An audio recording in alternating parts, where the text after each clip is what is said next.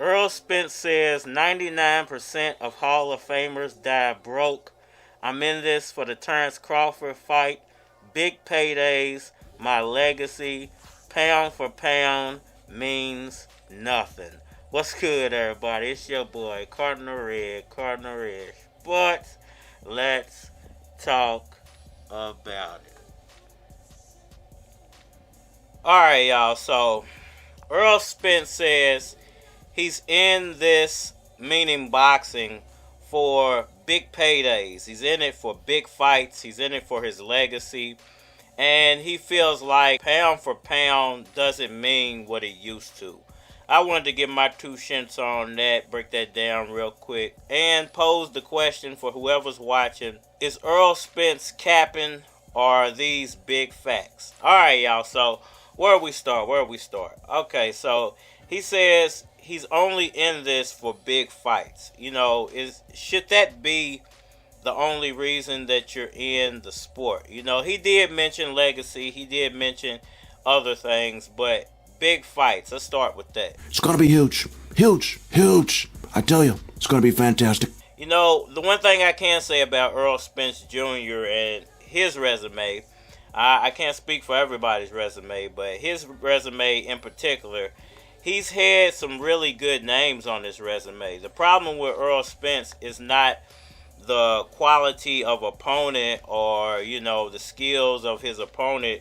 It's more that Errol Spence takes these really long breaks in between these really good fights. So he'll give you a good fight and then he'll take a long break and he might fight another mediocre guy in between. But that's been the biggest complaint about Errol, is that the breaks need to stop. You got to stop taking these long breaks. But, you know, I've mentioned before, you know, that long break, especially the one that he just had, could be the reason that he's winning these fights. Listen, this is a sport. This is the sport of boxing. The best person is always going to be the guy who is the best prepared, the guy with the best game plan, and the guy who rebuilds himself after every fight. So the one thing I can say about Errol Spence is that he takes his time. You know, that's the one thing I like about Gervonta Davis, that he's so poised in the boxing ring and he picks his opportunities. Well, I would say the same thing about Errol Spence when it comes to fights. He picks his opportunities, and the only asterisk or bad thing I've ever had to say about Errol is the fact that he did duck that Manny Pacquiao fight. Now, I would say he ducked it for a reason. Errol Spence and them knew that Paradigm was going to sue Manny Pacquiao before everybody else knew, because when you're going to sue somebody, you have to disclose all their information to all parties that may be involved. So it's my feelings that they found out about Manny Pacquiao being sued by Paradigm, and they didn't want to be involved with that, so they pulled themselves out of the fight. Now, that's different from him ducking because he thought he was going to lose, but that's still ducking a fight. Now, that's a better excuse, I think, and he should have rolled with that excuse instead of, you know, the whole eye injury thing, but it is what it is. That's my personal opinion about Errol, and that's the only bad thing I've ever had to say about Errol. But when it comes to his resume, you know, he's got really good names. He fought Kell Brook as a champion. He fought Lamont Peterson, even though Lamont was on his way out. You know, Lamont Peterson is a great name to have on your resume. He fought Yordenis Ugas, someone who Terence Crawford has avoided since the amateurs. He fought Shawn Porter as a champion. He fought Danny and Mikey Garcia. So you got to give Errol credit for his resume as a welterweight. You know, there haven't been those historical names in his run or his tenure as champion, but you've had some really good names of this generation. What about when he said he's only in this for paydays? Should it be all about the money? Listen, this is the sport of boxing. This is professional boxing. There is money involved in professional boxing, and it shouldn't be all about the money, but once you hit a certain status, a certain level, it kind of does become all about the money.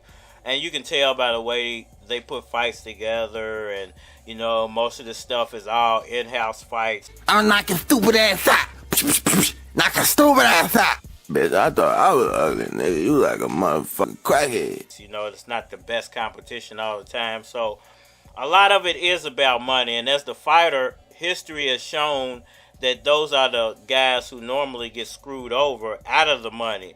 So I'm happy that these guys are getting to see the huge paydays that they deserve for putting their bodies through these grueling fights. But my problem is when you get into situations like what happened a couple of years ago with the world and fighters still wanting $70 for a fight. There's nobody in the stands and you're fighting a nobody. You know, that's when it becomes a little like, okay, now you're trying to rip the fans off, you know. And then we're 2 years later and we're still getting fights like Avanesha and Crawford. You know, that's a spit in the face or a slap in the face as a fan when you do some stuff like that. Or when you try to, you know, put a Keith Thurman, Errol Spence Jr. fight together when everybody wants this Terence Crawford fight and we just had to sit through Crawford and Avanesha. That's when you have to start looking at these fighters like, okay, you don't mind ripping people off, and it's all about the money with you. Who controls the economics of it? You know, the ones that trick us into giving our masters away so that they can be called master. I wouldn't pay any amount of money. No one could pay me any amount of money to take my actual freedom from me. Put me in a cage, put me in cuffs, tell me when to sleep and do that. But with your art, if somebody does that, it's like putting your art in jail for a number. You know, there's no love or passion for the sport anymore. It's just all about the money to you. So, you know, I'm not mad at fighters when they say, you know, I'm in this for the money. You know, I want the biggest paydays out there.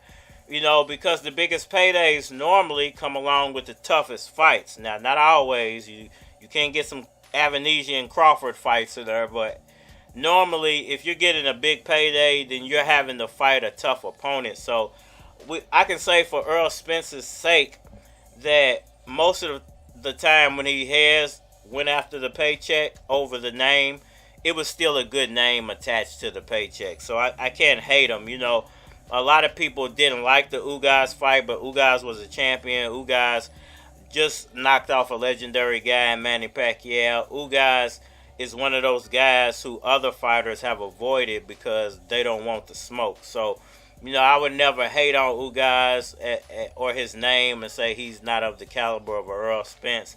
And, you know, he got a good payday for that, too. So, you know, it might not have been the biggest payday. He could have got a better payday if he would have went ahead and fought Crawford. But he was collecting his titles, and he did what he said he was going to do. Now, when it comes to pound for pound, here's why I completely agree with Errol Spence. Because it does seem like pound for pound doesn't mean anything anymore. It's not even ranked off of any one specific thing anymore. It's who the people voting like the most now. So, you know, I think that pound for pound, it needs to change. It should either be based off the rankings of certain divisions in boxing or all divisions in boxing, and it should be based off the top 10 fighters. You know, the top 10 fighters in that specific division. Well, the pound for pound should represent or reflect that the exact same way or very close to it, because it's basically a ranking system. And if the rankings are all messed up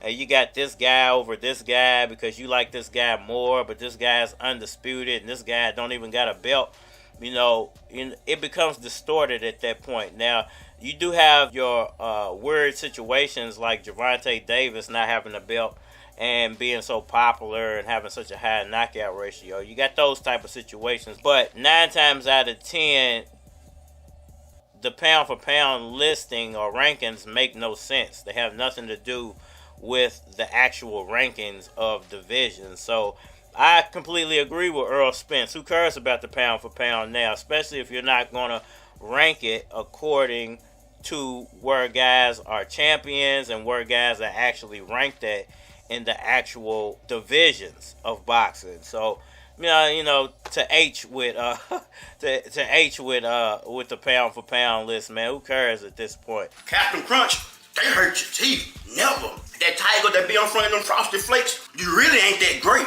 And that Perk 30 taking rabbit trash. Nowadays, I think the fans, you know, this is where I'm going to leave it. I think the fans need to make up a new system and we have our own pound for pound. And You know, one body or one entity would have to gather all the votes, but you know, I think that's where it should go. You know, the fans should determine that. You know, maybe ESPN will try to put something like that together, or maybe one of the YouTube boxing communities will try to put something like that together, so it's actually factual. Y'all let me know what y'all think about all that down in the comment section below. Hit that like button, comment, share, subscribe. Holler at me on all social media platforms, at Facebook, at Instagram, at YouTube, at Twitter. But you're more than likely to get a response on the tubes, so holler at me over there. If you like to collabo, feel free to hit my Gmail. It is flockofcards@gmail.com. If you want your product featured, hit that same Gmail and we'll make it happen. And we are mine. Now I was high when I made the song, so you gotta get high when they play the song. See them chicks get live and they shake their thongs. Young niggas run lines tryna take them home, and if a nigga hate mine, I'ma break his bone. See them whips outside on crazy chrome. Little mama, don't take me wrong, but my lap is where your face belong. I stay stuck like a 9 with the safety on. Flow hot like islands you take vacations on. OG, where you hatin'? You can get a few shots to your apron. Hey, dog, I ain't got a lot of patience. When I see what I want, gotta take it. Right now, I'm just looking at her shake it. Soon she get through, we shaking. OG, spotless click. OG, you ain't fucking with me.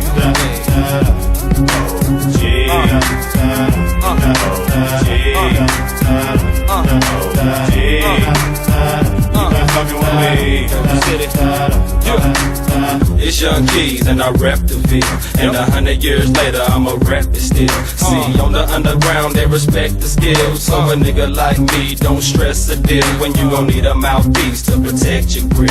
Elbows get thrown at your head for real. Damn girl, why you tryna stop dancing when I walk up behind ya? Cause a nigga like me might grind ya, leave you alone for a minute, then find ya, grind you again to remind ya. Girl, you're fucking with a big timer, but I ain't baby, I'm man it though. Get paid, break bread with my family though. Take trips to Miami, still see me on date with my granddad. Spotless.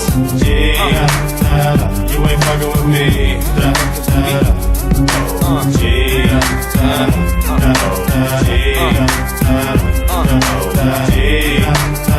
You ain't fucking with me.